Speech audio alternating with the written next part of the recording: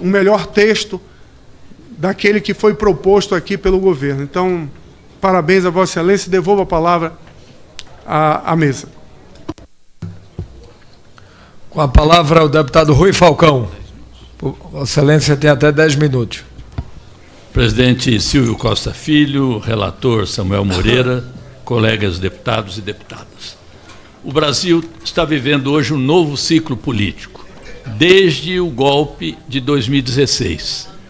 Com o impeachment da presidenta Dilma, sem base legal, e com a condenação, prisão, interdição do presidente Lula, promovidos por um juiz parcial, venal e politiqueiro que desonra o judiciário brasileiro, e pelos seus bandeirinhas do MP que não mereceriam estar representando a instituição, o Brasil segue o rito decretado pelas classes dominantes que, em função da crise mundial, querem remover as barreiras para a continuação da acumulação capitalista e, para isso, precisam remover direitos.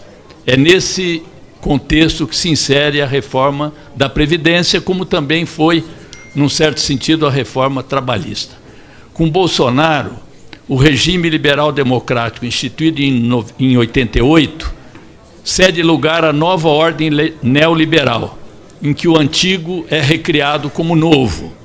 Forte retrocesso dos direitos sociais, medidas de extrema restrição à liberdade de organização e expressão, redução brutal à participação popular nas instituições, aprofundamento gritante das desigualdades sociais, precarização nas relações trabalhistas, repressão aos movimentos sociais, culturais e por direitos civis, revogação das leis de proteção ambiental e social.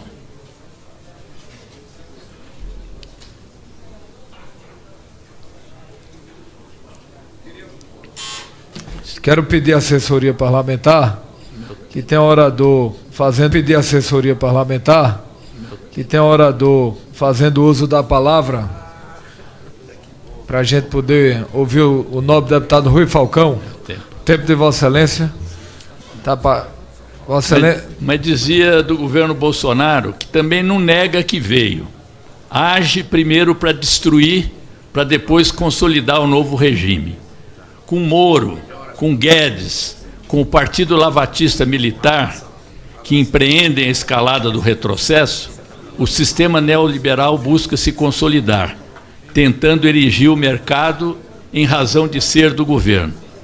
Aliás, um governo que pede e espera uma enxurrada de investimentos, mas tem um ministério cujo nome é Ministério da Desestatização e do Desinvestimento. Na prática, o conjunto de medidas editadas pelo governo relega a soberania popular, solapa direitos e garantias fundamentais, viola a Constituição, a tal ponto que não se pode mais considerar o Estado brasileiro como democrático, embora continuem funcionando o Congresso e o Judiciário.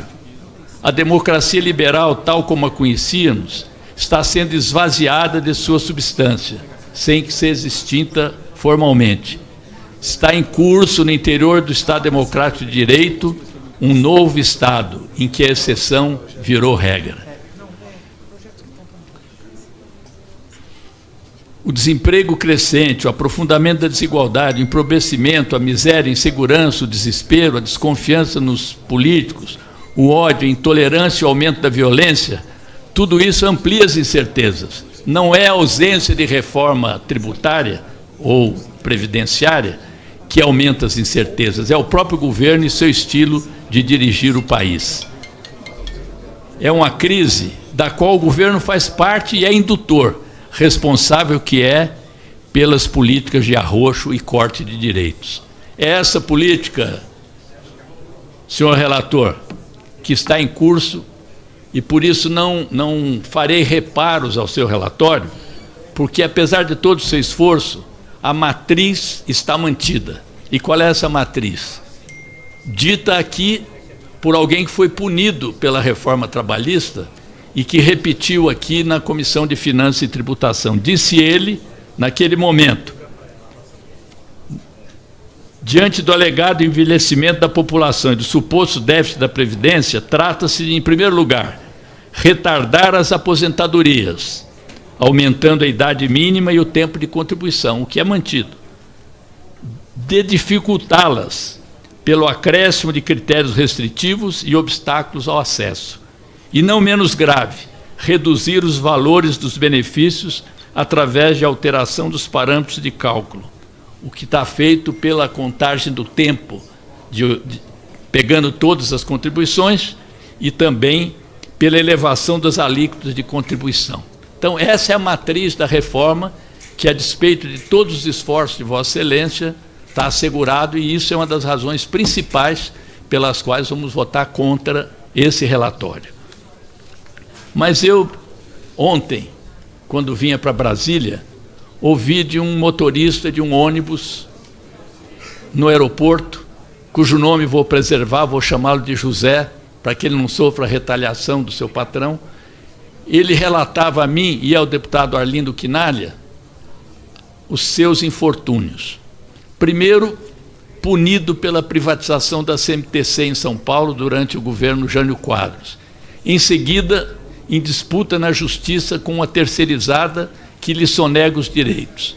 E agora, às vésperas da votação do relatório, ele, quase em tom de súplica, se dirige a esse deputado e fala: por favor, deputado, não deixem me retirar essa última esperança, que é a minha aposentadoria.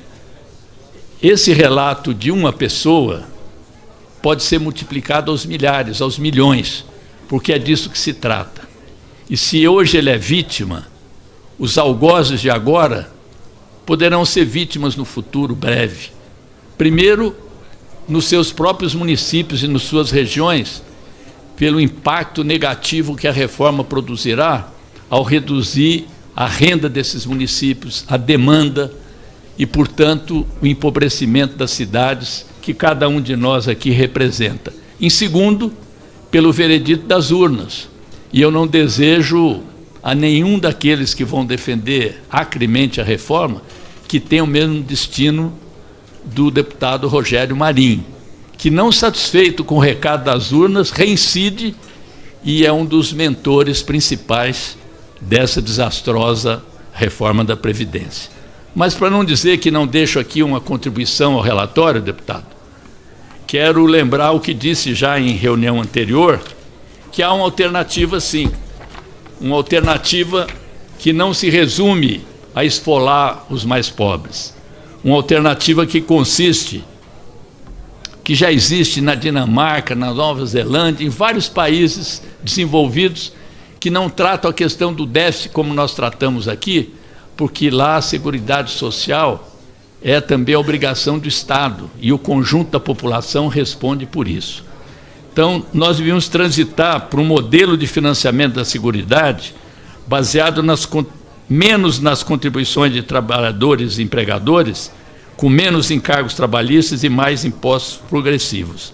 E para sustentar um regime de seguridade capaz de reduzir as desigualdades, temos que promover uma ampla reforma tributária, que, juntamente com a revogação dos incentivos adversos gerados pela reforma trabalhista de Temer e a criação de novos empregos em setores de maior produtividade, incentivasse a formalização e ajudasse no fortalecimento da seguridade. Qualquer proposta de reforma da Previdência que não contemple a retomada da atividade do emprego e não aborde os desafios de médio e longo prazo que a sociedade brasileira irá enfrentar, apenas servirá para enfraquecer a Seguridade Social, aumentando a desigualdade e a pobreza, sem resolver as dificuldades de financiamento do sistema. O combate aos privilégios, que remanescem, apesar de todo esforço, os privilégios estão mantidos, como vários aqui demonstraram. Esse combate não pode ser desculpa para desmontar a Seguridade Social como um todo, em particular aquela que atende às necessidades dos trabalhadores mais pobres. Uma reforma da Previdência verdadeiramente justa, e não essa que está em curso, deveria ter como foco o combate aos privilégios desses grupos, e não a retirada dos direitos da maioria dos trabalhadores.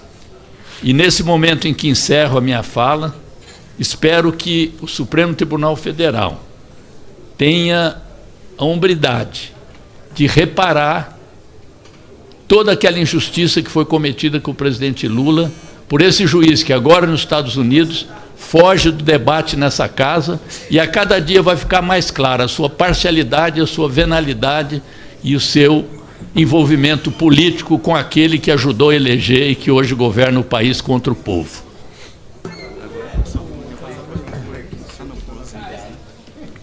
Com a palavra como líder,